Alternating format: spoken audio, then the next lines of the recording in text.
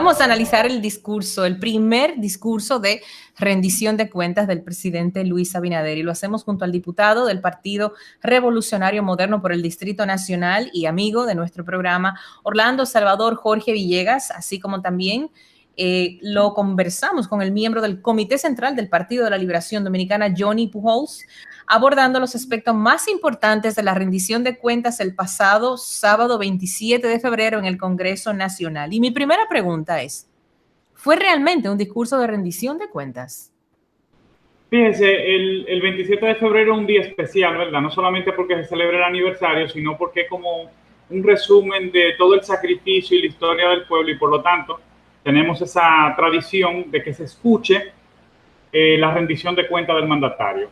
Se ha tenido que instaurar o que empujar una cultura de que eso se haga. Algunos gobiernos lo han hecho más que otros, y algunos años han sido mejores que otros en la rendición de cuentas de un mismo gobierno.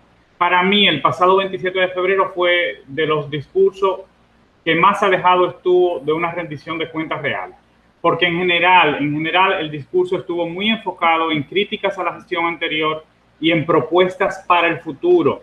Es decir, no se pudo romper con esa mirada hacia el pasado o la tentación de construirnos discursivamente un futuro que no tenía soporte muy claro.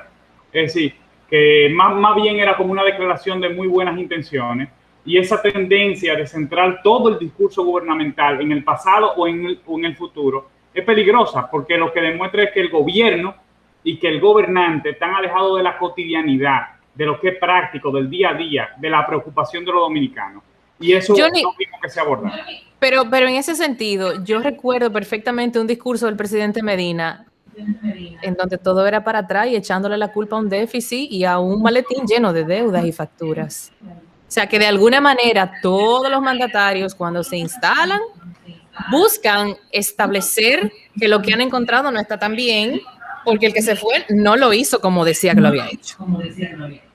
Bueno, pero también se presentan realizaciones, y ahí en realizaciones fueron muy pocas o ninguna. Aquí hubo muchos proyectos y no se dio respuesta, por ejemplo, a temas esenciales.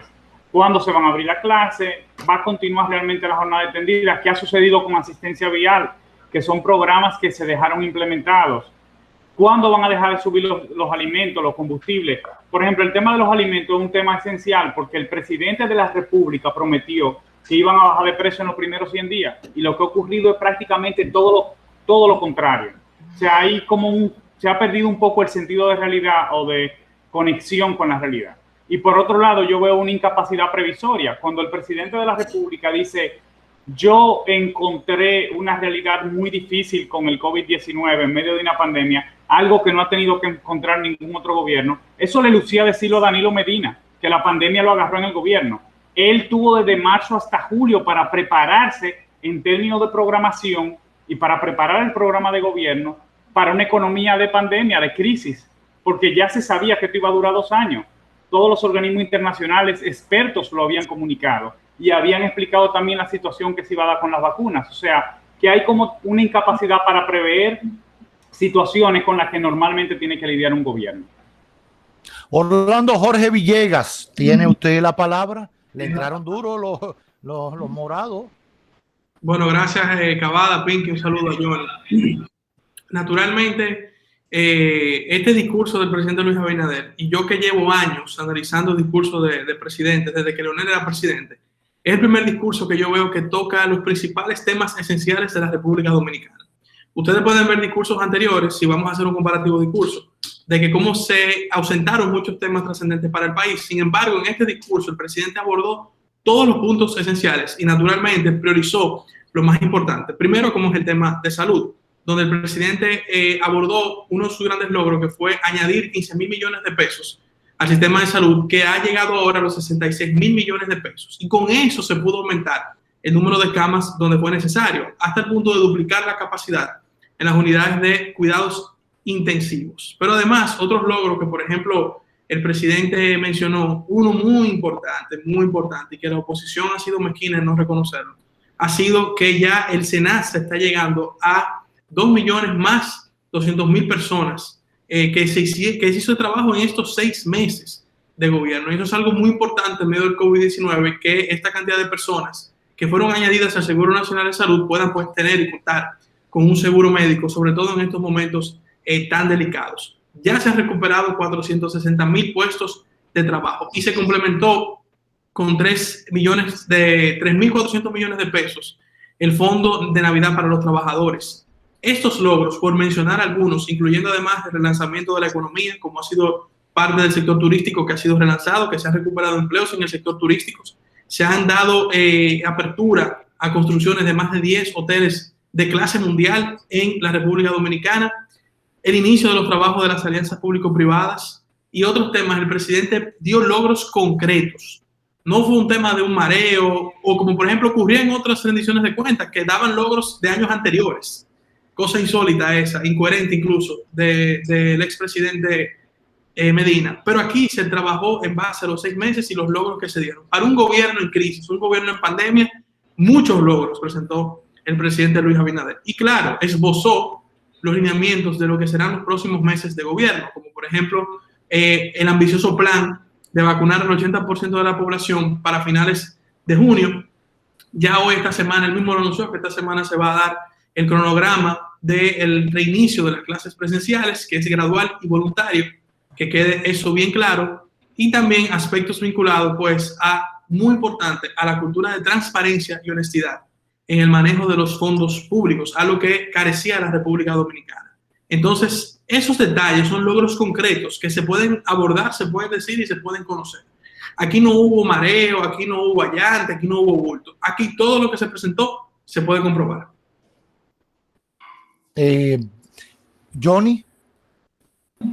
Bueno, sobre eso mismo que explicaba Orlando, nosotros lo que vemos son bastantes inconsistencias.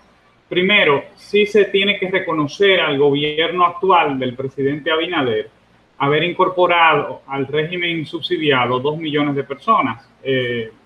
Una decisión que nosotros aplaudimos, ¿verdad? Porque durante estos últimos 16 años incorporamos 8 millones de personas. Pero nos preocupa porque del régimen contributivo, y eso es algo que no se ha dicho, han salido 100,000 personas que son puestos de trabajo. Entonces eso no se refleja en las estadísticas que está sirviendo el gobierno. El tema de los 400,000 empleos que se han creado, por lo menos no se ha afectado ahí. Sobre los otros aspectos relativos a la situación sanitaria, nosotros hemos visto mucha falta de transparencia en la información que se sirve. Es decir, pasamos de un momento en el que diariamente un equipo le servía información a la población a una situación prácticamente de censura, en la que no sabemos exactamente cómo van los casos. Además de la inconsistencia de datos que se dio entre diciembre y enero con respecto a los fallecimientos por COVID, que pusieron en evidencia que hubo un ocultamiento deliberado o no de cifras y de casos. La poca información que inicialmente hubo sobre el plan de vacunación y una muy mala ejecución, pésima, de un plan que ya estaba elaborado, además de eso. Y sobre la cultura de transparencia se habló muchísimo de apego a la ley, pero tenemos los casos de INAPA, que para mí es una burla a la ley. Tenemos los casos de la jeringuilla de salud pública, los casos de los equipos en el MINER, que ya llevan 2 impugnaciones.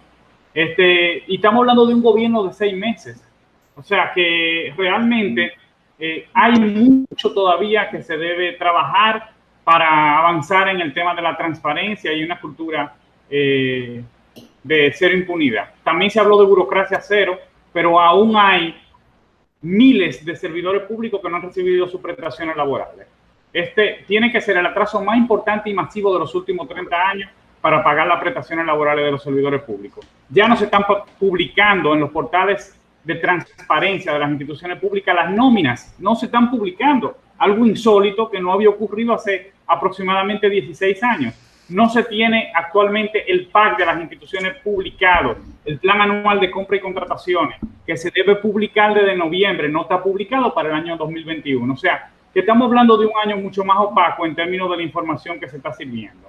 Ahora, Johnny, en contraposición a eso, hay que decir que, por ejemplo, el mes pasado comenzaron a publicar todas las relaciones de compras que hace las instituciones del Estado con cualquier suplidor, o sea, todo, absolutamente todo. Quizás yo personalmente no lo imprimiría porque implicaría un costo bastante grande tener ese encarte en los periódicos. Creo que debe salir en esta semana porque es cada mes que van a publicar eso, y creo que es un gran aporte para transparentar cómo son las compras y contrataciones en el Estado, en el gobierno dominicano. Quitaría la parte de la impresión, quizás poner un link o una página que tenga un código QR y que el que esté interesado lo escanea y va a ese mismo listado sin tener que imprimirlo.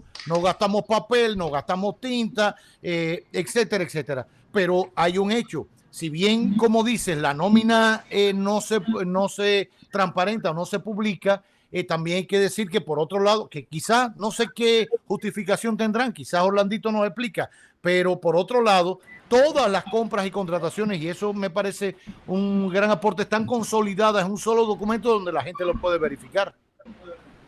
Pero la consolidación es el aporte, don Roberto, porque la publicación no es de ahora, ¿eh? El portal transaccional tiene ya tiempo implementado. O sea, esa misma información ustedes dicen que el PLD la publicaba siempre. El portal lo implementamos nosotros. El portal lo implementamos nosotros. ¿Por qué se pusieron en evidencia casos como el de INAIPI? Porque la información estaba pública disponible. O sea, el PLD fue quien implementó el portal transaccional. Ahora es un aporte que se permita que toda esa información esté consolidada para que el ciudadano pueda acceder a ella más rápidamente. Eso es un aporte que hay que reconocer. Pero el sistema del portal transaccional fue diseñado y ejecutado por el PLD. Pero mira, por ejemplo, a mí me da risa cuando yo escucho que dicen que ese mes han aparecido unos casos, pero todos los casos han tenido consecuencias. Contrario a los 16 años de gobierno del PLD, muy pocas consecuencias no veía. En los casos de corrupción o de algún tipo de denuncia. Aquí en 6 meses se ha dado un ejemplo en ese sentido. Y eso es parte de lo que es la transparencia, nadie es perfecto. El problema siempre estuvo no en la corrupción, sino en la impunidad. Y aquí se está trabajando contra la cultura de la impunidad que en este país reinó durante 16 años, en los gobiernos del PLD principalmente, porque así son las incoherencias de la vida. Lo que dice Johnny es verdad, el PLD promovió muchas leyes y muchas iniciativas para la transparencia, pero no se cumplían. Entonces ahí es que cae que carece el Partido de Liberación Dominicana de dar clases de transparencia, porque nunca combatieron la impunidad en la República Dominicana. Y ahora aquí se está dando una cultura de transparencia y honestidad en el manejo de los fondos públicos. Y, por ejemplo, tú mencionabas el tema de las personas que cancelaron, que no le han dado sus prestaciones. Cuando se hagan las auditorías de cómo quedaron las instituciones del Estado, se van a dar cuenta porque no hay un peso, no hay un centavo. No hay un centavo. Dejaron todo quebrado. Pero se va a ver con auditorías. No diga hablando aquí cosas, no, con pruebas que se va a hablar.